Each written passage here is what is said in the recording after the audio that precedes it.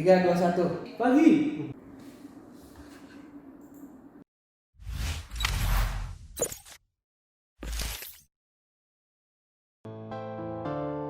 Halo, assalamualaikum warahmatullahi wabarakatuh. Tetap semangat pagi. Pagi. Alhamdulillah, semoga teman-teman sehat selalu dan selalu walaupun misalnya dalam keadaan kondisi seperti ini kita tetap menjaga jarak ya. Betul sekali. Kali ini di depan saya ada sebuah komponen-komponen dari komputer. Dan selain itu juga saya ditemani oleh rekan saya. Teman saya juga. Boleh silakan memperkenalkan diri. Oke, terima kasih Bro Hendri. Saya akan memperkenalkan sebelumnya, nama saya Muhammad Iqbal Abdimansyah dan saya merupakan salah satu IT enthusiast. Keren tuh, berarti sering udah lama menggeluti bidang-bidang yang seperti ini ya Pak ya? Iya, lumayan. Mantap sekali gitu ya. Nah kemudian selain itu juga Pak Bro ini tuh sebetulnya orang yang sangat sibuk. Boleh tahu kesibukannya apa nih? Untuk saat ini selain saya mengerjakan beberapa proyek dari klien, saya juga mengajar di salah satu PTN di Kota Bandung. Di Kota Bandung. Oh, kalau boleh tahu itu ngajar bidang apa aja biasanya? Nah, kalau untuk semester depan saya akan mengajar mata kuliah arsitektur dan organisasi komputer. Ini cocok ya untuk ngisi konten mengenai build PC kali ini gitu ya. Betul sekali. Nah, selain itu kegiatannya selain mengajar atau proyek-proyek ada lagi? Paling kalau hobi mungkin saya lebih ke traveling dari Betul kali ya. Kirain saya sekarang lagi musim-musimnya gue sepeda, ikut gue Oh, juga gitu. enggak. Oke, kalau gitu kita langsung aja mungkin ya akan build satu PC. Yang pertama di sini tuh ada part ya, ada merek dari MSI B460 M Mortar. Ini tuh apa sih Pak Iqbal? Oke, baik, dari penyusun yang komponen utama di sini ada motherboard, di mana fungsinya itu sebagai papan penghubung antara seluruh komponen yang ada dalam personal komputer yang akan dirakit nanti. Karena kita menggunakan prosesor generasi Intel yang terbaru atau generasi 10, maka kita menggunakan motherboard versi yang slotnya 1200 gitu ya. Terus kemudian di sebelah sini ada juga yang namanya RAM dari Corsair ya. Iya, RAM dari Corsair ya. Ya, ini 2x8 GB, dua channel 3200 MHz. Kemudian di sini ada juga hard disk ya. Hard disk SSD. dengan tipe SSD. Kenapa nggak pakai hard disk? Karena tipe SSD ini merupakan hard disk dengan teknologi paling baru, di mana kecepatan pembacaan data dan penulisan datanya itu lebih baik dari hard disk yang lama. Kemudian di sini ada prosesornya ya, Intel Core i5 i10 ya. Ini kita pakai yang i10 versi i5 10400. Untuk square itu 1200. Dan di sini ada yang berat juga, ini ada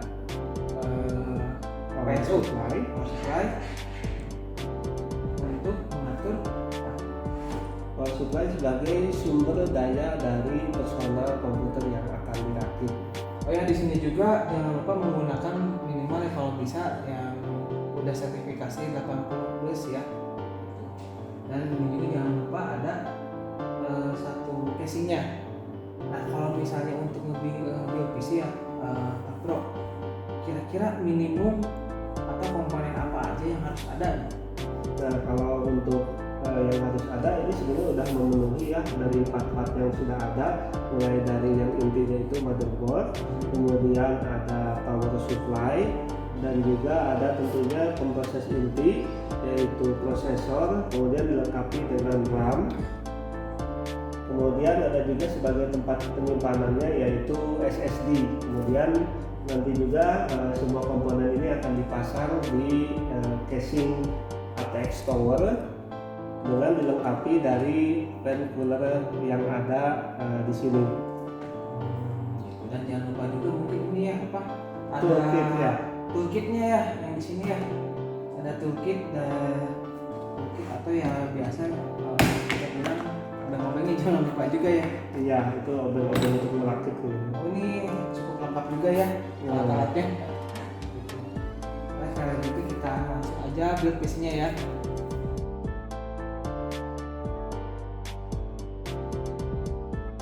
Ini prosesor yang akan kita gunakan itu Core i5 Gen 10 yang terbaru ya, 10400 serinya. Ini base clock-nya itu 2,9.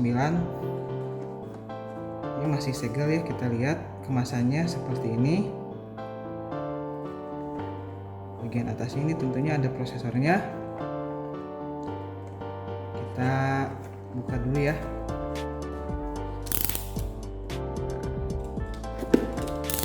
Sini udah dapat kipasnya juga ya untuk cooling CPU-nya yang bawaan dari Intel sendiri. Ini prosesornya seperti ini. Pemasangannya seperti ini. Ini ada bagian lekukan kecil ya, yang ini. Lekukan kecil 2. Dan jangan lupa biasanya ditandai juga dengan ada segitiga ini. Kita coba pasangkan.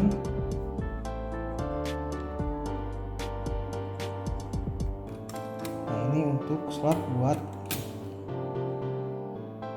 prosesornya. Kita coba pasangkan. Ini pasti pas gitu. Pastikan pas. Setelah itu nanti terlepas sendiri bagian hitamnya. Ini sudah terpasang. Tekan di bagian yang tepat ya. Untuk masalah tinggal tuk sampai ada bunyi tuk ya. Dan untuk pemasangannya ada CPU fan-nya di sini. Ini. Pasti di sini tuh jangan khawatir buat teman-teman karena untuk slotnya itu pasti pas.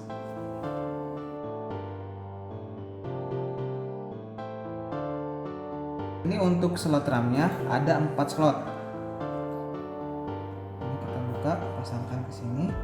Untuk pemasangan pastikan ini yang slotnya jangan sampai salah ya, karena nanti ada bagian celahnya gitu. Masukin dulu ya.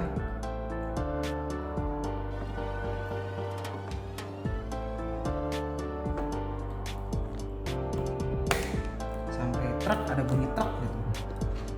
Kemudian yang kita pasang ke DIMM yang keempat. Ini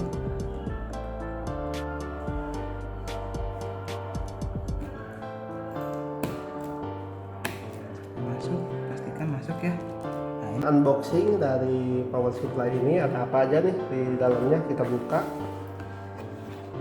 Nah, itu untuk kelengkapannya ada kabel yang terhubung ke power itu sendiri, kemudian ada power supply, juga ada baut untuk menerapkan power supply di casing, juga ada buku informasi.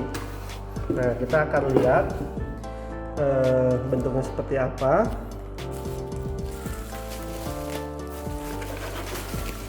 Ini merupakan salah satu komponen yang bobotnya cukup berat. Di sini dalam power supply ini ada keterangan berapa watt yang digunakan, kemudian arus yang menjadi outputnya, kemudian voltasenya berapa. Ini sudah tertera di atas, bagian atas dari power supply itu sendiri. Kemudian di sininya juga ada beberapa kabel yang nantinya akan dihubungkan kepada motherboard sebagai sumber daya untuk perangkat-perangkat yang tertancap di motherboard itu sendiri.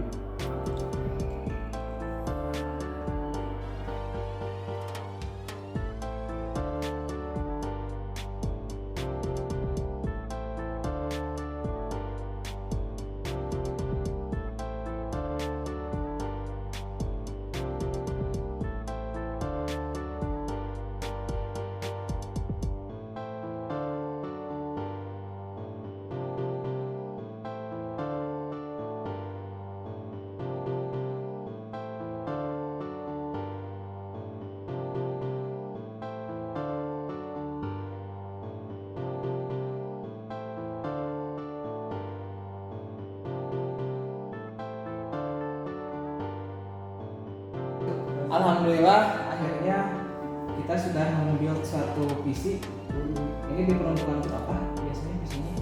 Ini kalau melihat spesifikasinya ini cukup tinggi, jadi komputer ini spesifikasinya bisa peruntukan untuk multimedia, bahkan kalau kelas game itu udah cocok untuk dilibas gitu. Cuman kekurangannya belum ada VGA aja mungkin ya. Iya. Gitu. Ada kesulitan nggak untuk membangun PC yang kayak gini? Mungkin lebih kita harus perhatikan manual book dalam setiap membuild up sebuah personal komputer itu, karena kalau kita perhatikan masing-masing setting pada motherboard itu untuk tiap brand tentunya berbeda, jadi tentunya kita harus perhatikan untuk hal-hal kecil seperti itu. Berarti memang kita harus banyak teliti dan jeli dalam membaca manual book gitu ya, jangan Betul. sampai manual booknya disimpan aja gitu kan ya. Cuma kalau dilihat ini tampilan personal komputer ini termasuk yang versi terbaru, di mana kekhasan dari warna RGB-nya itu lebih menonjol gitu. Kemudian dari settingan casing juga ini udah ada setting Bisa untuk mengubah diganti-ganti warna. warna juga ya. Ini yang warna-warna yang zaman sekarang mungkin ya. Gitu. Oke, mungkin itu saja video singkat dari rakit PC. Mudah-mudahan videonya dapat bermanfaat juga. Mudah-mudahan menjadi inspirasi. Terima kasih buat Pak Bro Iqbal. Sama-sama. Terima kasih sudah membantu dalam membangun satu PC ini. Mudah-mudahan ilmu yang diberikan dapat bermanfaat bagi kita semua. Amin. Itu saja dari saya. Assalamualaikum warahmatullahi wabarakatuh. Waalaikumsalam.